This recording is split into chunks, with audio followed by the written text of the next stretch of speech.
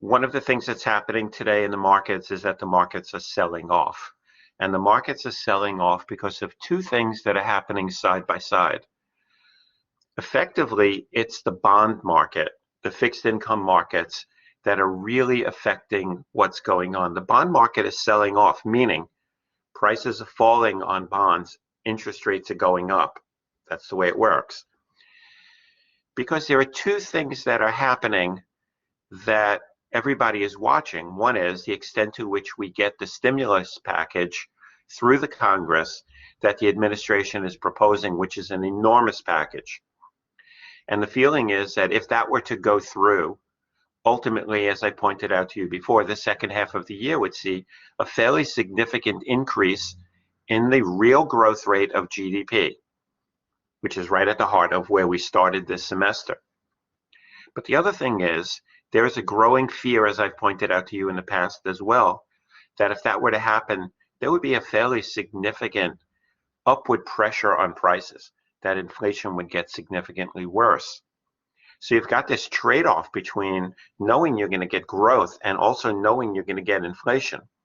Well, the good news is, in one sense, that if you put them together, real GDP growth plus inflation is nominal GDP growth. We'll get a lot of nominal GDP growth. But how it pairs off between inflation or growth in prices and growth in real GDP is what's worrying the markets. And so what's selling off today are anything which is sensitive to the bond market, because the yield curve has steepened, meaning the difference between the very short-term rates and the longer-term rates, subtract one from the other, that gap is the largest it's been in several years. But what always happens when you start to see a sell-off in markets is that which has been the most successful sells off the most, because we rebalance our portfolios.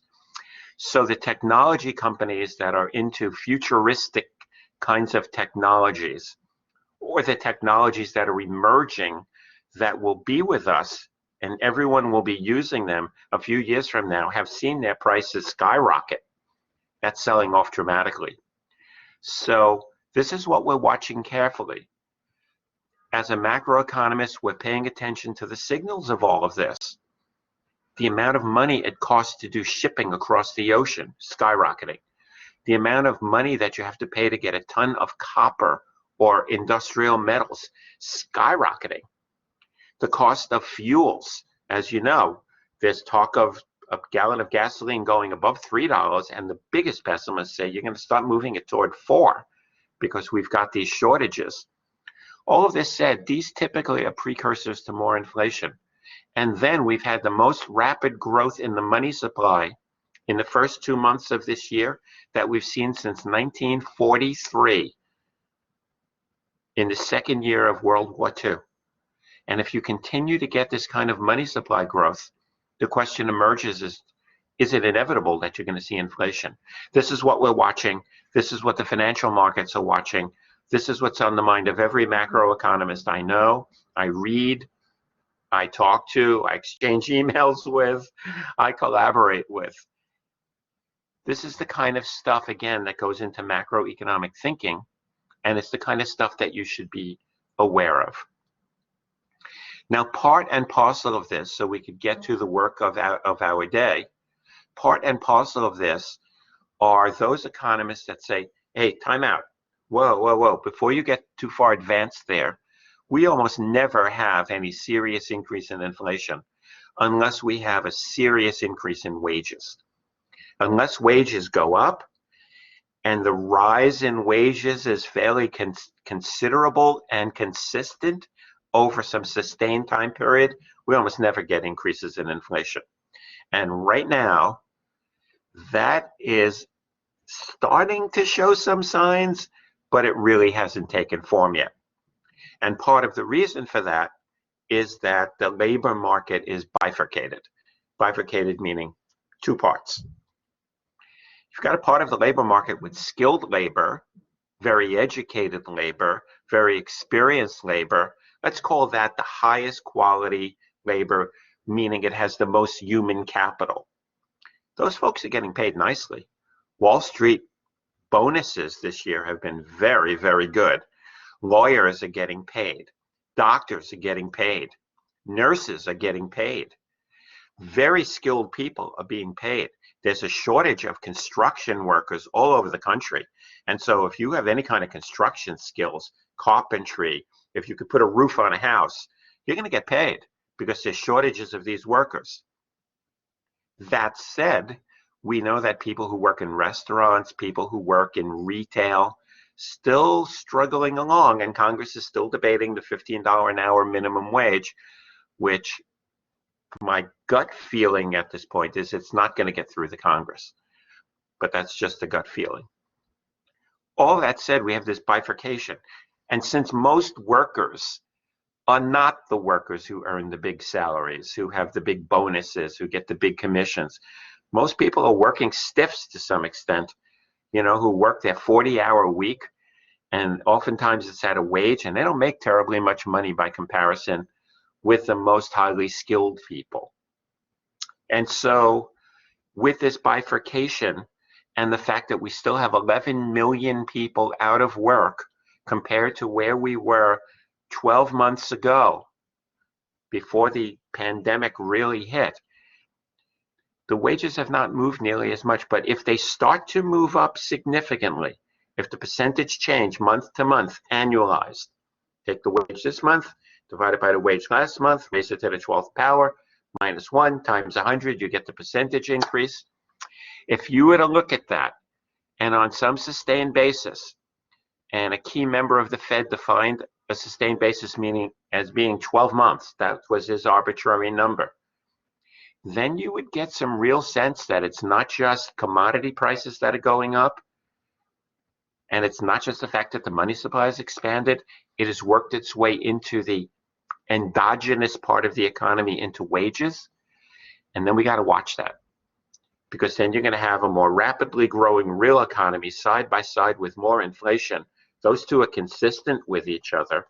It raises nominal GDP, of course, but then what do you do about it? Because we don't want inflation to start getting out of control to the point where we have to start raising interest rates dramatically and stifle the real economic growth. So that's where we are, and that's going to be a key message, that kind of thinking, kind of a beating heart of what we're going to be doing this morning.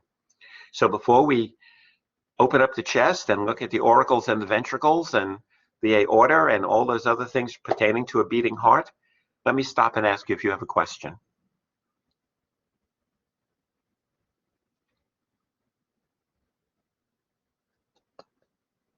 Okay, then let's proceed.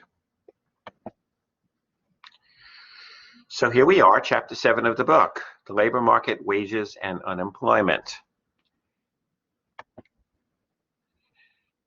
Now we know that the nature of employment over time has changed dramatically. And those of you who have been through every class that we've done this semester, just the handful that we have, you know that I keep banging the same drum, part of the beating heart, that you're in the midst of the greatest industrial revolution, greatest not meaning the best, greatest meaning the biggest, most profound industrial revolution the world has ever seen. This is an industrial revolution that will change life over the next decade or two in ways far bigger than putting electricity to work in homes and in workplaces and in public infrastructure. That's how big this is.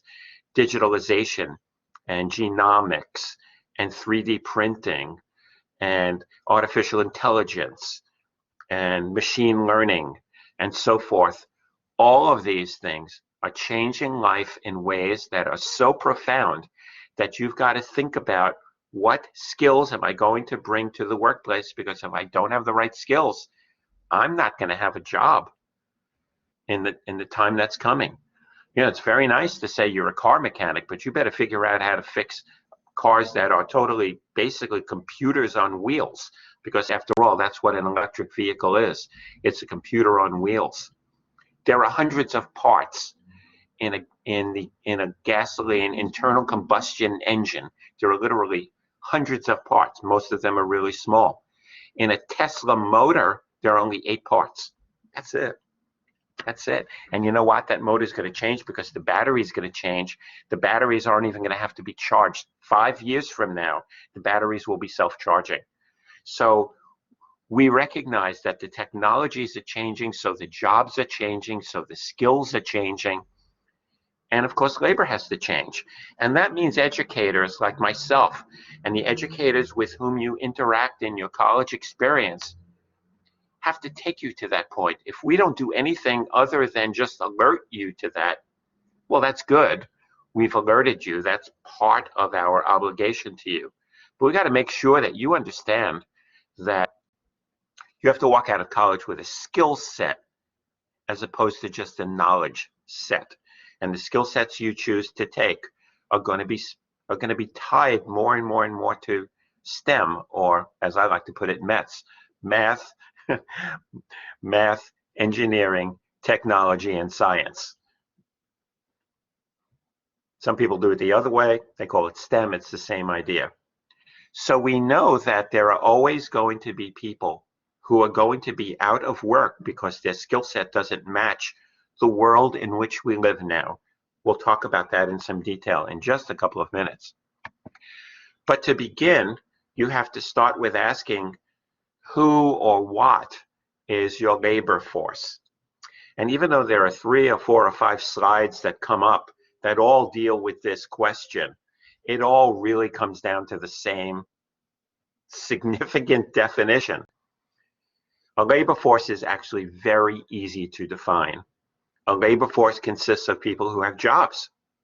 It doesn't matter if they're part-time. It doesn't matter if it's full-time. It doesn't matter if people have more than one job. You count it as being in the labor force one time.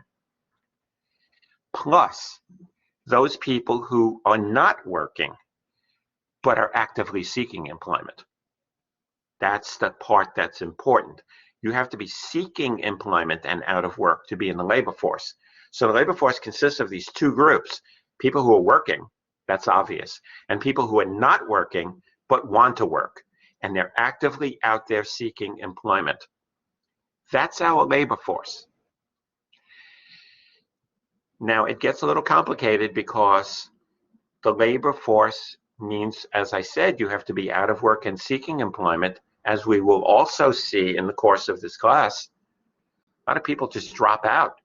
You know, they were seeking and seeking and seeking, and then they turned around and said, it's not happening, man. There's just no jobs out there for me. I'm giving up. You know, it's interesting. I was in York, Pennsylvania, and I don't know if you know about different candies, but York peppermint patties come from York, Pennsylvania. And I was talking to this man, and he told me he voted for Donald Trump. And when I asked him why he voted for Donald Trump, he said he was 55 years old. He was a teamster, meaning he was a long-haul truck driver. He drove those 18-wheelers. He got to age 55, which was by his union's contract, the retirement age. So he had 20 years, and he was 55 years old. He retired and went back to York, Pennsylvania, and he thought that, you know, I'll work a little bit part-time. I'll find a route to, you know, maybe deliver soda and beer to stores, or, you know, Entenmann's cakes to the supermarkets or something like that. And I'll drive a little box truck. You know, those are the smaller trucks that you see on the street. He said there were no jobs. He anticipated he was going to be able to find a job doing that. All that experience driving 18-wheelers, which is not easy. And he could not find any part-time work. So what did he do? He dropped out. And what was he doing? He was going to, you know, lectures from people like me who came in from New York, and I was, you know, giving a lecture. The point here is that a lot of people drop out of the labor force when they become discouraged. They are not counted in the labor force, and therefore they are not considered to be unemployed. Because to be unemployed, you have to be out of work and seeking employment. So that's a very important distinction I want to make sure that you have down pat right from the beginning. And this slide basically says the same thing, so I'll skip it. So unemployed workers, adults who don't have a job but are looking for work. And what is the unemployment rate? And here's where I have to stop. The unemployment rate. Well, that's a misrepresentation because there are a lot of unemployment rates. When we talk about the unemployment rate, it's the one really that the media pick up on. It's the one that gets discussed all the time when we say, oh, gee, the unemployment rate has just dropped down to 6.1%. Well, that unemployment rate has a name. It's called U-3, U-3. That is the U3 unemployment rate, the one that you hear about in the media. It's the one that you read about on Reddit or wherever you read, whatever you read, whatever websites you go to on the left or on the right or in the middle. You know, if it's ABC or CBS or something far to the right or something far to the left, none of my business. Usually when they talk about the unemployment rate, it is U3. And here's what we're talking about. It is the number of unemployed people, meaning out of work and seeking employment, as a share of the labor force. And remember, the labor force is the people who are out of work and seeking employment, plus the people who are working. So it's almost like saying it's U, the unemployed people, over the employed people, E plus U. So it's U over E plus U. Think of it that way. The unemployed over the employed plus the unemployed. That denominator is the labor force. That's U3.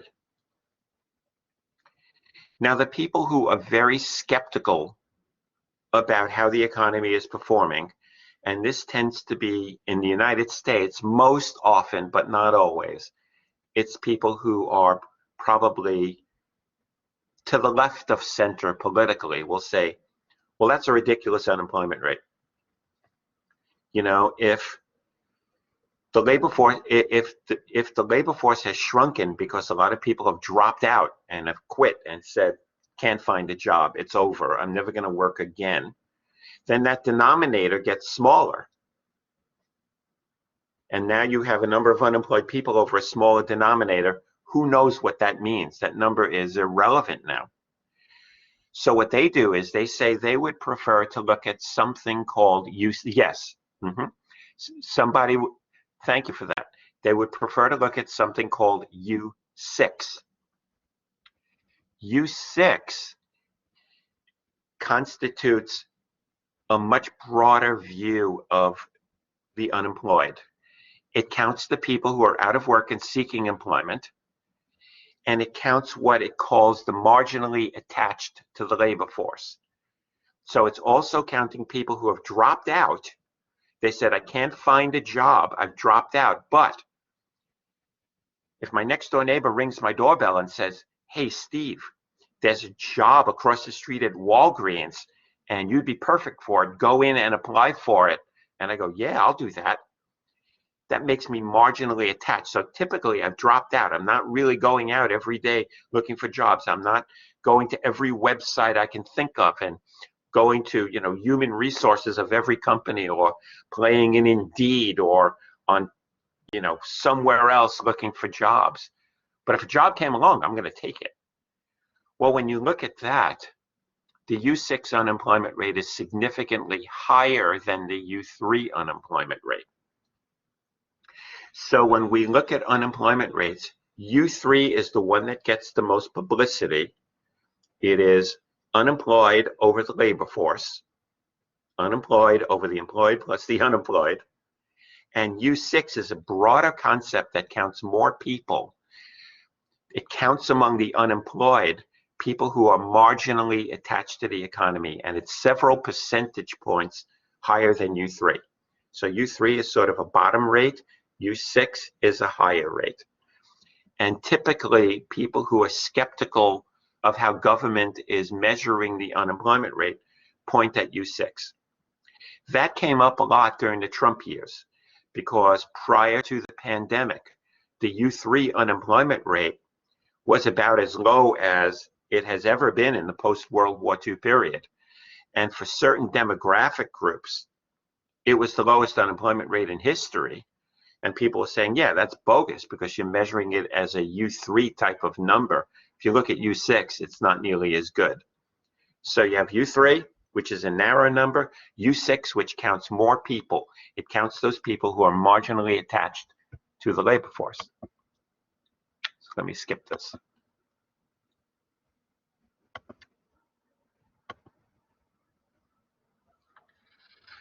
Okay, now it becomes incumbent upon all of us to recognize that employment takes many forms, but so too does unemployment. Unemployment takes many forms, and one form of unemployment is that it could become very long-term. Long-term unemployment, ladies and gentlemen, is defined as someone who is out of work and seeking employment for more than 26 weeks, for more than a half a year. If you have been out of work and seeking employment for more than a half a year, you are considered to be long-term unemployed.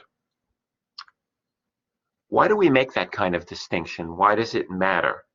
Well, clearly 26 weeks is an arbitrary number. There's nothing scientific about 26 weeks other than the fact that it constitutes half of a year.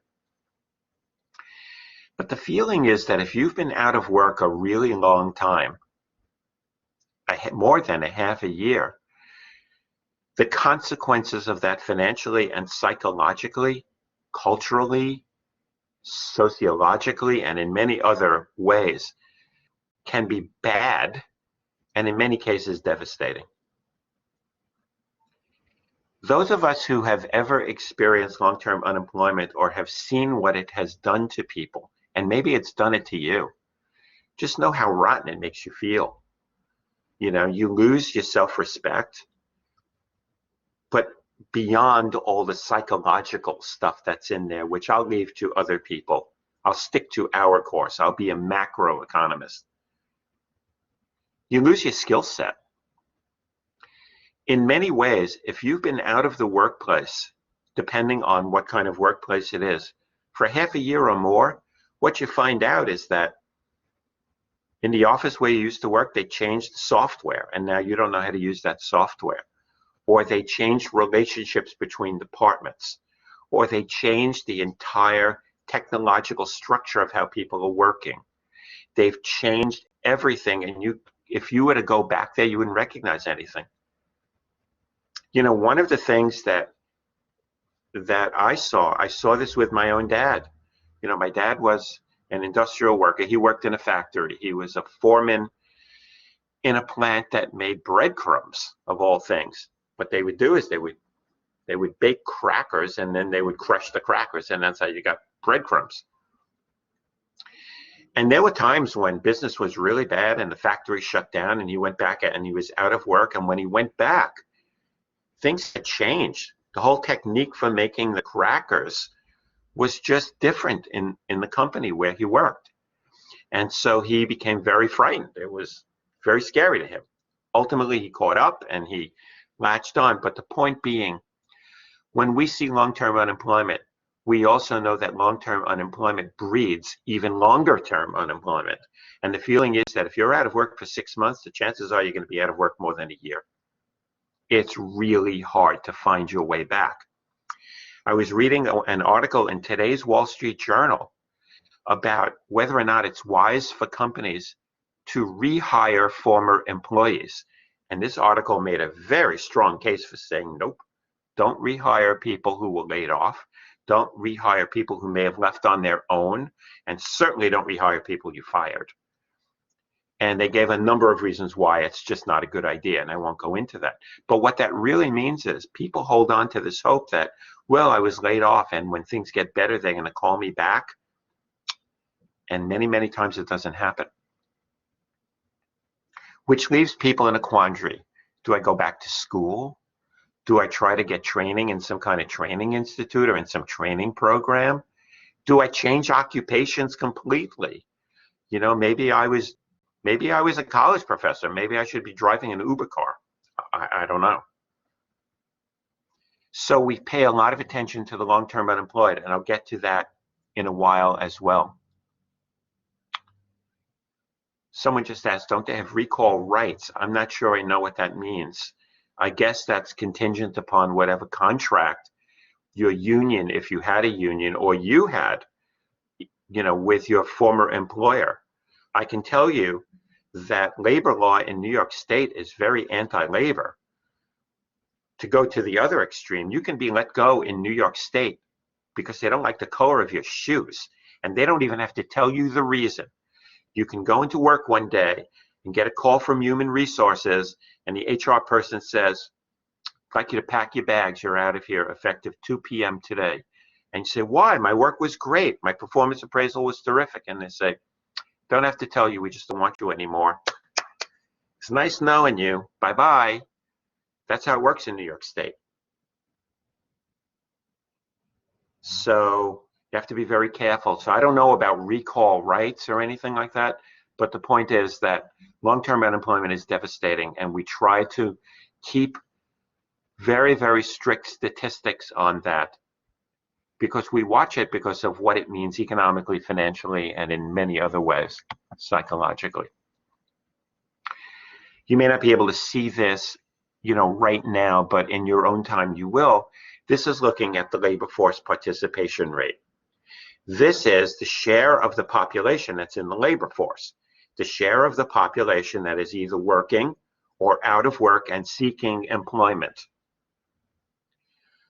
Well, you know what? It was only about 61% in January of this year. 61%, you know what that means? Roughly 40% of the US population was either not working or not let me just do it that way. Only about 40% of the population was not working or not working and not seeking employment.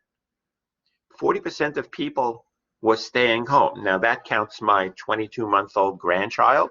Obviously she is not seeking employment, she's unemployed. Although she just learned how to sing Twinkle, Twinkle, Little Star, which is amazing. She's 22 months old.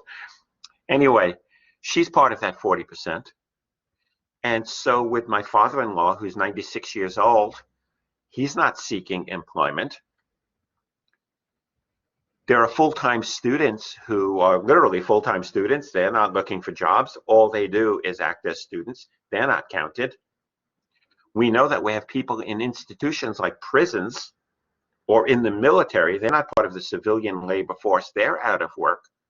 But you look at it and it's 61% when just a few years ago we were bucking up against 70%, which tells you about the amount of discouragement that has taken place over the past decade or so, in part because of the financial crisis from which some people never recovered, and now because of the COVID crisis. 61% is really, really low. Self-employed people are counted in the labor force. They're working, they're self-employed. My son has his own businesses. He's part of the labor force. We watch the labor force participation rate each month when it comes out. So I've mentioned to you that labor numbers come out the first Friday of every month at 8:30 in the morning. You get a big release from the Bureau of Labor Statistics, which is part of the US Department of Labor. Those numbers come out, and among the 5 or 6 numbers that everybody looks for is you look for the U3 unemployment rate, you look for how many jobs were added, hopefully that were added or shrunken during the past month. You look at the breakdown of those jobs, how many of them were in manufacturing, how many in construction, how many in the service industries. You look at that as a group. You look at the labor force participation rate, and you look at average hourly earnings. You want to see how many hours did people work? How much did they get per hour on average? Well, if you take the number of hours they worked times their average that they got paid per hour, that would give you some sense of the income generated from the job market, which is good. Everything else is just a bunch of details. So that's what we look for. Now, most people have periods of unemployment in their life, and those periods tend to be short, as you see here. A number of people have very long-term unemployment rates, and some countries have set up social safety nets to protect people. What's happening in Congress now, what the Democrats and Republicans And again, you have a complete 50-50 split. Actually not, I'll come to that in a minute. But you have basically a party split in the Congress over this. Is the size of the safety net in the next stimulus package? Should we have an expanded number of weeks of unemployment insurance? Should we increase the amount of money that people get while on unemployment insurance? That's controversial because we have a number of people who are getting paid more to not work than to work. And so they're saying, I'm not going back into the labor force, and that makes that labor force participation rate lower. What's happening to job creation and job destruction? Now, we get the monthly labor report on the first Friday of every month. I've told you that. But there's another one which is called JOLTS, JOLTS. Job Opening and Labor Turnover Survey. JOLTS, Job Opening and Labor Turnover Survey. By survey, they go out and they try to measure how many jobs are open. How many jobs are there? How many jobs are out there that are unfilled? Job openings. Labor turnover. How many people left a job voluntarily? How many people left a job involuntarily? How many people left a job involuntarily knowing it will be temporary? This is what we look at. And one of the amazing things that you see in the JOLTS survey is that we keep creating jobs and we can't find people to fill them. It's amazing that we have a high unemployment rate and a record number of open jobs. How do you explain that? The jobs are open and employers can't find people to fill them. And there are some interesting reasons why they can't find them. Where are the jobs opening? What part of the country? That's geographic. So that's one part of it. Next, not only that,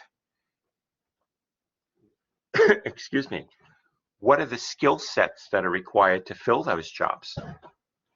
That's also very, very important.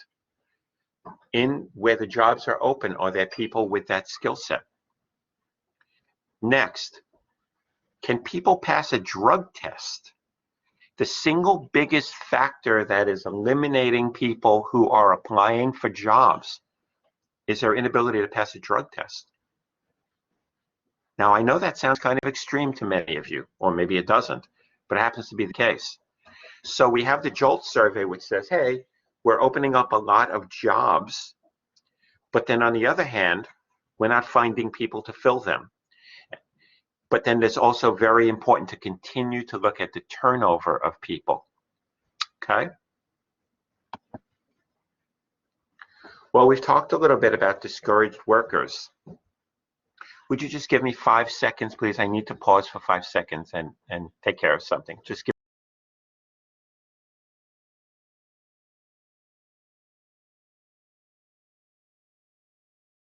I'm sorry about that. Okay, discouraged workers. It is exactly what you think it would be. And the number of discouraged workers has really risen tremendously because of the COVID virus and the fact that people are just saying, I just can't find a job. So this is a chart that looks at unemployment rates and discouraged workers. I'll let you study it in your own time. Now, we've talked about employment. We've talked about unemployment. Now let's talk about underemployment, a very different concept. Underemployment. Someone has a vast skill set, but could only find a job that uses a small portion of that skill set, or maybe none of it at all. And therefore, the person not only doesn't have the kind of prestigious job the person may have had before, the person is obviously going to be paid much less. And that happens very frequently to many people. Many people who are new Americans, people who have come here from other countries, experience underemployment. Someone in India might have been a surgeon, comes to this country, has not passed the requisite requirements to serve as a doctor in the United States, can't practice medicine. You are not qualified to be a doctor if you are unlicensed. And that person ends up doing something that is far less skilled or where the qualifications are far less severe than what it takes to be a surgeon, which is arguably one of the most not only prestigious, but difficult jobs that anybody could ever have. That's underemployment. Many of us in our life have experienced that. You know, sometimes that underemployment happens in your first job. You come out of Queens College.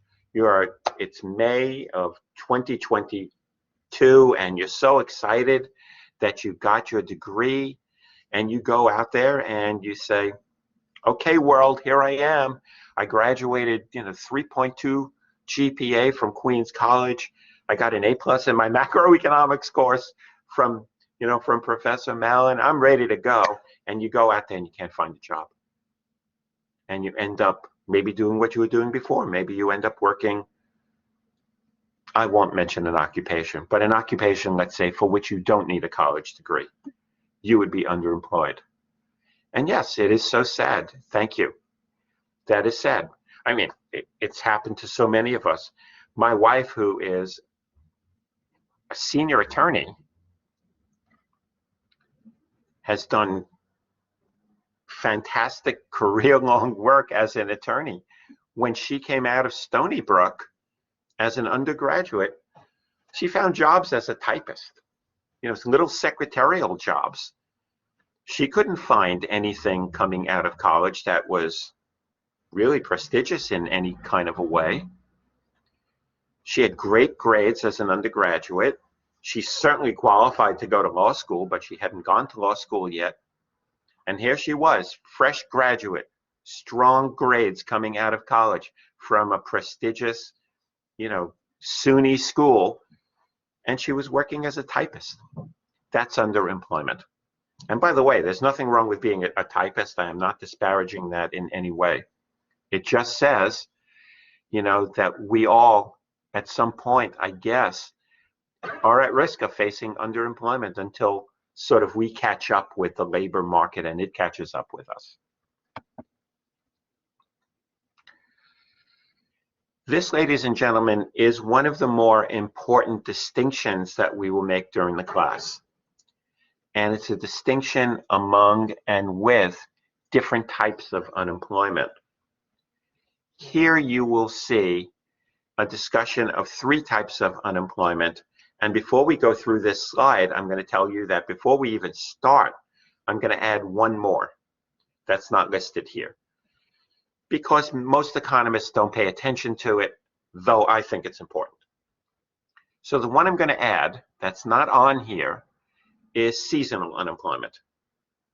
So just suppose for a moment that your job is to sell popcorn at Citi Field for Mets games.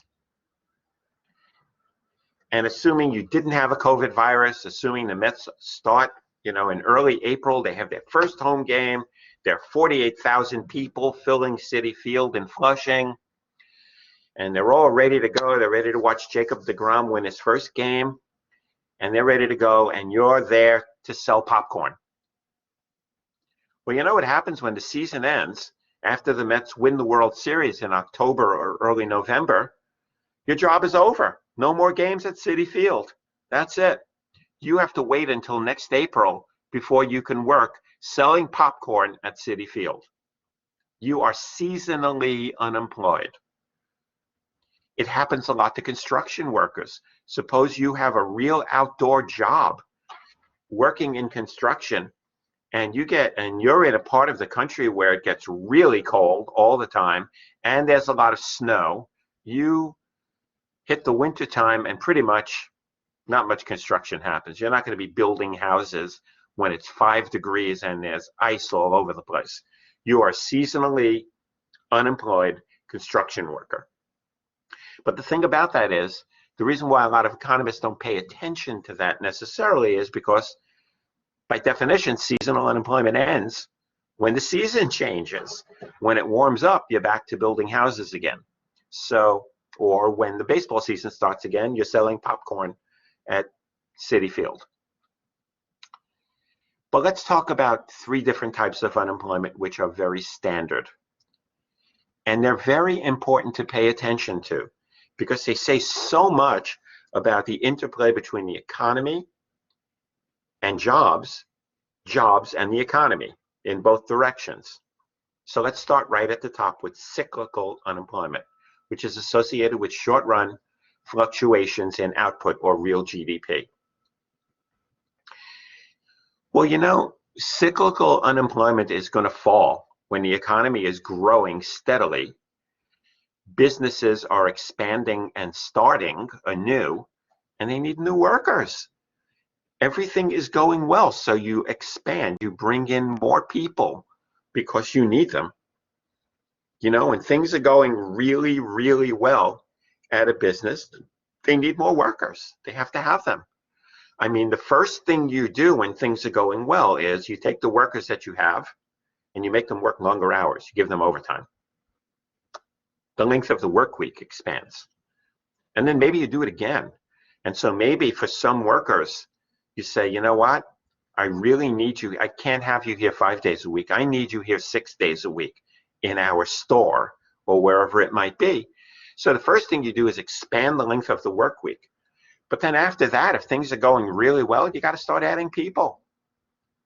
So when things are going well, cyclical unemployment is going to fall.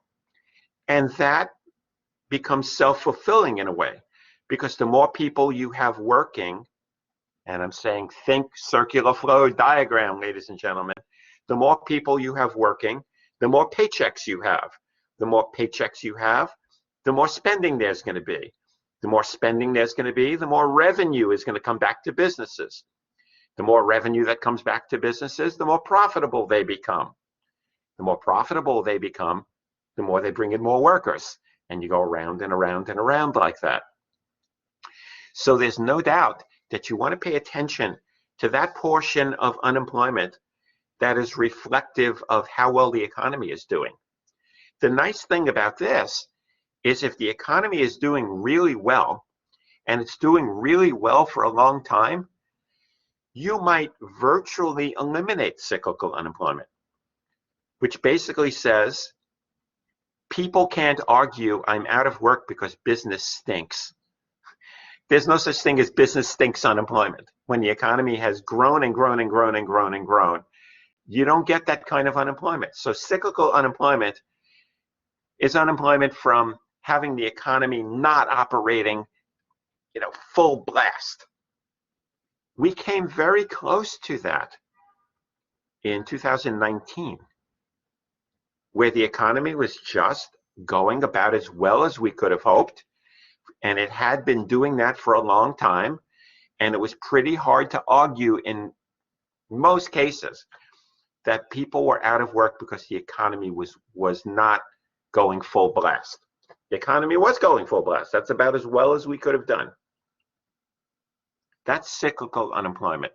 Unemployment associated with an economy that's not going full blast. Okay, next. Is the unemployment rate due to COVID-19 cyclical? Thank you so much for asking that question, and the answer is an emphatic yes. That is cyclical unemployment. And it's cyclical unemployment because, think about it, when businesses shut down, they're not doing very well. I mean, take the extreme case of a restaurant that had to shut its doors for months, or notch it up one. Maybe there's a dry cleaning establishment on your block that's just not doing as much business because people are not dry cleaning their clothes because they're not going to work as much. So yes, COVID-19 related unemployment is cyclical. Then there's frictional unemployment. Interesting word, friction. When you rub your hands together and your hands start to get hot, that's from friction, right? But what's going on here? Frictional unemployment, well, the argument would be here that there's always going to be some people who are between jobs. They're out of work and seeking new employment. What does that mean? Who does that encompass? Well, maybe I dislike teaching at Queens College. And I call up my chairman and I say, Professor, I really hate teaching at Queens College, which, by the way, will never happen. One of the great joys of my life has been teaching at Queens College. I've had the privilege of doing it for decades, as you know, and it's one of the great joys of my life. But assume I call up my chairman and I say, I've had it. I just don't want to teach anymore at Queens College. I'm done. I'm leaving. And I quit. Now, my intention is to try to find another teaching job. Or maybe I've already been offered another teaching job, and that's why I'm quitting Queens College. Oh, you are really that's very kind. Thank you so much. So maybe I leave Queens College and I'm out of work for a while because I'm looking for another job. You are the kindest class I think I've had in years. Thank you. Unnecessary, though, at this point. But thank you so much. No matter how old somebody gets, when you touch somebody's heart, they feel it. So thank you so much. So now I'm out of work and seeking a job to teach maybe at St. John's or Fordham or CCNY or doesn't matter, at Stony Brook, University of Mars, so I could be teaching my relatives. I could be anywhere. Okay, so now I'm out of work sort of by choice, but I'm seeking employment. I am frictionally unemployed. There are always going to be people in that situation who are between jobs. But then it's not just between jobs. When you graduate and you're finished with your formal education, and hypothetically you're not working at all, you're entering the job market for the first time, bam. Okay, I'm out of work. I've celebrated my graduation. I went to graduation. It was really boring, but it's a great memory. And now I'm going to go look for a job. You are frictionally unemployed. If you are somebody who has been out of the workforce, maybe you stayed home to help bring up your children and you are out of the workforce entirely. Maybe you unexpectedly had triplets and you were home taking care of the 3 kids and you couldn't find babysitter for 3 kids, so you were staying home. Well, now the kids are in kindergarten and you say, okay, now they're in kindergarten most of the day. I'm going to try to find a job. You are frictionally unemployed. Now notice that's not cyclical. It had nothing to do with the shape of the economy. It had to do with your choice to enter the labor force. It had to do with your choice to quit a previous job as a professor at Queens College and seek employment teaching at another university. That's frictional unemployment. Thing about frictional unemployment is it is always there. It will never drop to zero. It doesn't matter how weak or strong the economy is. Frictional unemployment is never going to be zero. There are always going to be people who are entering the labor force or people who are choosing to be unemployed maybe because they hate their job and they quit so they could find a different one. That's a key to frictional unemployment, is that it will never be zero. Cyclical unemployment could be zero, like quitting a retail job to move to an office job. Yes, but in that period between the retail job and the office job, you are frictionally unemployed. Okay, so it will never be zero. Theoretically, cyclical unemployment can be zero, but not frictional. But then comes the big one. Then comes the complicated one. Then comes the one that garners the most interest of the economics profession, financial profession, psychologists, sociologists, urban planners, and so forth. And that's structural unemployment. Structural unemployment, arguably the saddest of all the unemployment, arguably the longest lasting of the unemployment. But what does it match? I'm sorry, what is it about? A failure to match workers with job openings. What does that mean? Someone might be structurally unemployed if there are job openings in Seattle, but you live in Queens, and you say, yeah, that's a great job. Oh man, I'd be perfect for that job, but it's in Seattle. I don't want to live in Seattle. I can't live in Seattle, or I won't live in Seattle. Does you no good. So there's a geographic component to this. You're out of work because your job skills, your human capital, your willingness to work doesn't match the fact that the job is somewhere where you are not willing to work. So there's a geographic component. Number two, there's a communications component. What if there are jobs that are perfect for you, and they could be on the block where you live, but you don't know that those jobs are available? Maybe you're structurally unemployed because of a communication problem. You don't know how to find a job, or the company looking for workers has not communicated broadly enough to tell you that that job vacancy is there. So the vacancy is there, but you can't fill it because you don't know it exists. If you knew it existed, you'd put in an application, but you didn't know it existed. You know, it's a strange thing. The last job that I have had the privilege of on Wall Street, that job was open. I didn't know it existed. I called a friend to say hello to him, and almost the first words out of his mouth is, "Hey, Steve, you looking for a job?" I didn't even know the job existed. And I said, "Yeah, actually, I would like to accept a new job." He goes, "Oh my God, can you get me a resume and writing samples and all that this afternoon? Can you put it together?" And I did. And I ended up getting the job. That's a communication issue. That's part of structural unemployment. Next, you're structurally unemployed when your human capital doesn't match the availability of jobs. What happens if you have a certain set of skills and those skills are now obsolete? Let me give you a simple example. Suppose your whole life, you spent your life repairing ordinary wristwatches that get wound. You know what happened? I don't know about you. I can only talk for my two children. My children don't wear watches. You know, I'll never forget the day when I wanted to give my father's watch to my son. And he said to me, "Dad, I don't wear a watch." I said, "How do you go through life and not wear a watch and know what time it is?" He said, "I got a cell phone, or I got a thing on my wrist. If I want to know what time it is, it's right there. I don't need to wear a watch." Well, if you are somebody whose skill set is repairing watches and clocks in a digital age, you're going to have a very hard time finding jobs.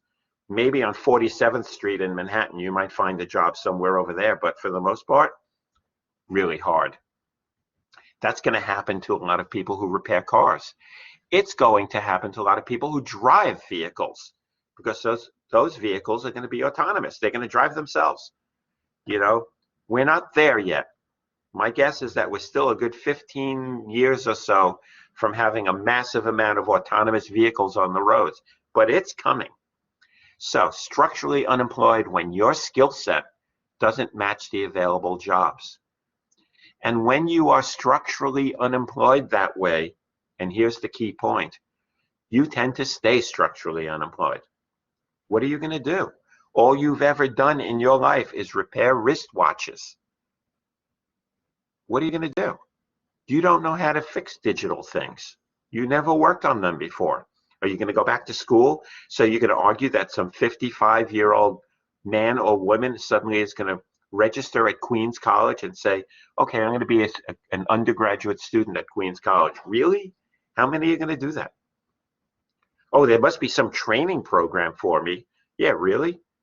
Try finding one. And then if you find one, see if you can get in. Waiting list is 4 years long. Or maybe you just say, "I don't know how to do anything else. I have to drop out." And maybe you become one of those discouraged workers who just basically gives up. And then we talked before about what happens economically, socially, culturally, when people just give up. Crime, drug abuse, depression, suicide. Those are the bad things. But even if you stay optimistic, it's not a great situation for you. So let's tie this together and say the total unemployment is frictional, structural, and cyclical. That's true. What we call the natural rate of unemployment is the frictional part plus the structural part. The two parts that you cannot eliminate by having the economy going great. You can eliminate the cyclical part. That could drop to zero if this economy is really booming. You can get cyclical unemployment down to zero, but you'll never get frictional and structural down to zero. So now the question is, how low can that natural rate go? How low can it go? And then the follow-up question is, if you get it down to that minimum number, as low as it could ever go, what are the implications of that? This is what we have to deal with as macroeconomists. I'll just leave it at this. When I was an undergraduate, and I know this because before I teach your classes, I still look at my undergraduate economics notebook, which I have kept all of these many, many years. When I was an undergraduate, we said frictional plus structural equals 6.5%. And if it ever gets below that, there are going to be consequences for inflation. Well, you know what? We got the unemployment rate to half of that during 2019, and we didn't get any inflation. The inflation never came back. So we don't really know where that bottom is. We know it's probably somewhere between 3 and 3.5%, but we've been fooled by that in the past, because as it was falling from 6.5 to 5.5 to 4.5, we kept saying, okay, that's as low as it can go without causing inflation. And then we got to 3.5 and we didn't get inflation. So we don't really know. But what's important here is that we have to consider that to be a natural rate, a rate really that is always going to be above zero. There will always be frictionally unemployed people. There will always be structurally unemployed people. Let me take a deep breath in the few minutes that we have left and ask you if you have any questions. Then I'll talk a little bit about the exam, and we'll pick up on this stuff on Wednesday when we also go over the homework. Okay? So, questions about anything we've done this morning. Don't ask about the exam. Any questions about the work we've done this morning? I have a. Okay, so like, is the friction and unemployment just a short term? Yeah, frictional unemployment tends to be short term. It tends not to be, well, I'll just leave it at that. Just answer the question that was asked. It tends not to be long term. It tends to be shorter term. Yes. And what about the structural one?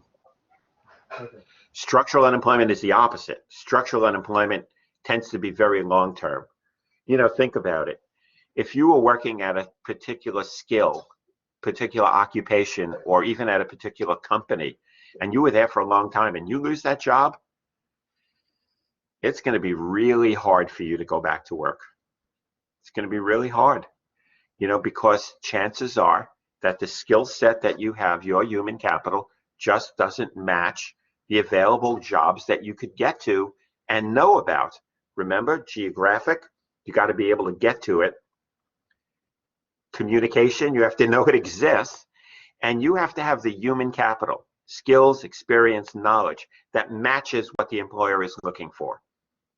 That's a lot to ask for, and a lot of people who have lost their jobs find that that's it.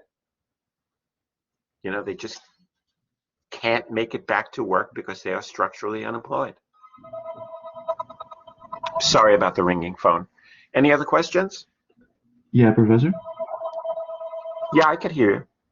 Okay, just wanted to ask, do discouraged workers get unemployment checks?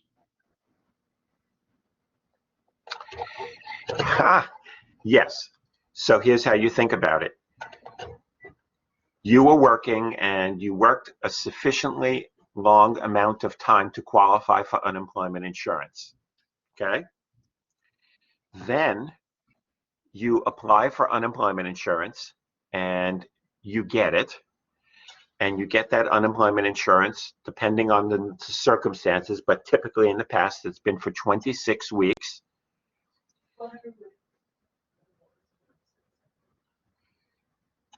typically for 26 weeks. It depends upon, if Congress is adjusting it, and they've been adjusting it during the COVID crisis. Then your unemployment insurance unemployment insurance compensation will stop.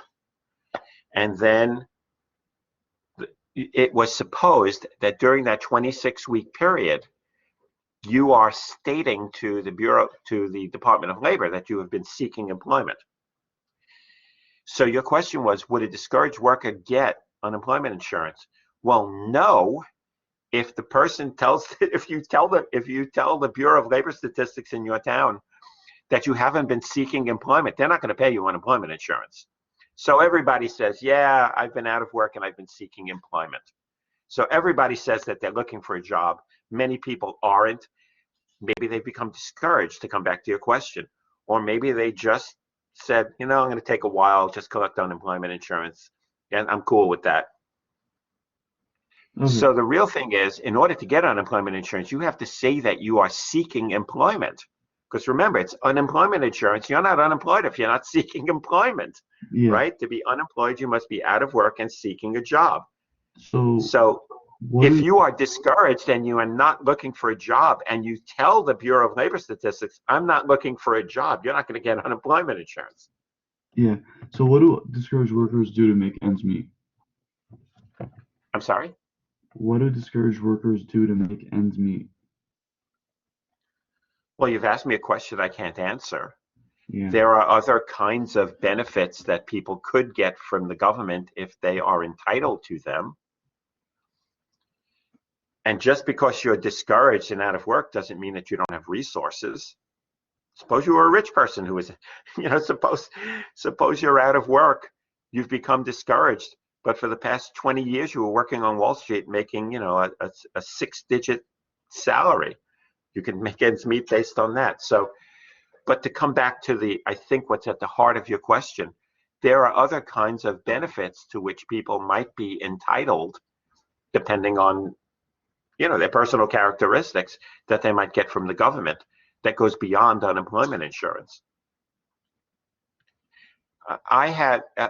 My wife and I support a man who came to live with my family when he was 3 years old through the foster care system.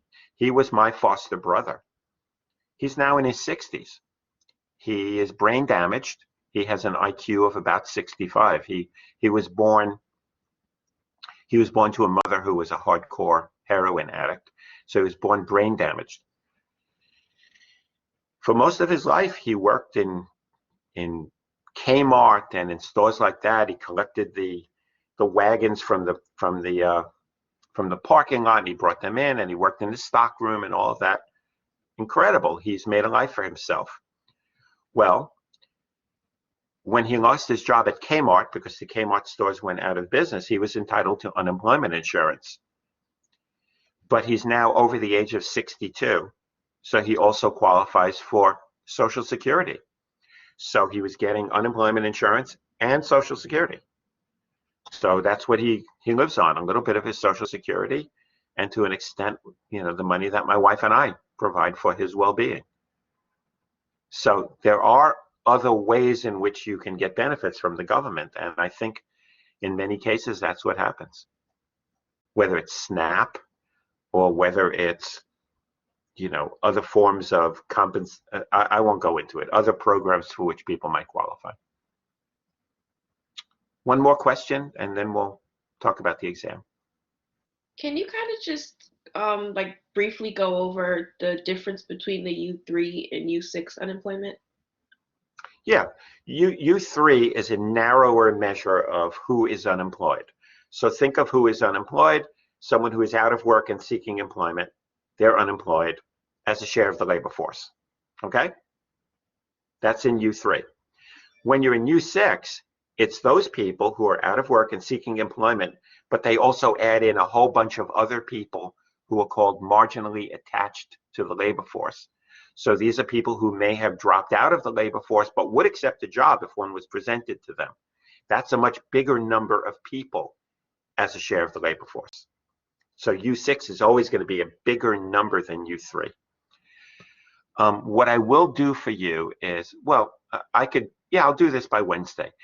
The official definitions of U3 and U6 are in the monthly report that comes out on the first Friday of every month. I'll find those official definitions and I'll put together a slide that I'll add to this PowerPoint presentation with the U3 and the U6 definitions. Okay? Thank you. But U6 is higher because it counts more people. It's not just the people who are out of work and seeking employment, it's those people plus many others. And it makes the unemployment rate look higher. Okay, let's close this out with just a couple of words about your exam. I really don't have anything to add that I have not put on Blackboard already or told you last week. You have an exam that will last for 45 minutes, and then I'm giving you 10 minutes to get it to me. So actually the exam is 45 minutes plus 10 minutes for you to take your Word document and email it to me. So a grand total of 55 minutes. We will not go over the exam immediately thereafter because we have a situation where there are students who have special circumstances and will get twice the amount of time to take the exam, which means we will go over the exam at a different time. So what we will do at the end of that exam is have a very brief 20-minute class. All of the questions on the exam are multiple choice, as you know. I still have not determined how many questions there are going to be. What I do is, and I've actually completed this, what I do is I just write a lot of questions and then I pick the ones that I think are the best. So I've already written, I don't know, something like 80 questions. You're not getting an 80-question exam, don't get me wrong. And I will pick the questions that I think are the best, most appropriate for a 45-minute test. You will have a sheet with an answer sheet. You will email that answer sheet back to me as a Word document. That's it. Maybe by Wednesday, I will put the exam together and I'll tell you exactly how many questions there are, but that's irrelevant. It shouldn't affect your studying in any way. All questions are multiple choice, and it covers the 3 topics we've done so far this semester: measuring the macroeconomy, productivity, and the solo growth model, the labor stuff we did today and we will do on Wednesday. That's it, 3 topics. I'll shut up. Any questions about that? I think that's pretty clear. I have a question. Like, where do we find the exam? I'm sorry, when do you find what? Like, where do we find the exam? Like, at what site?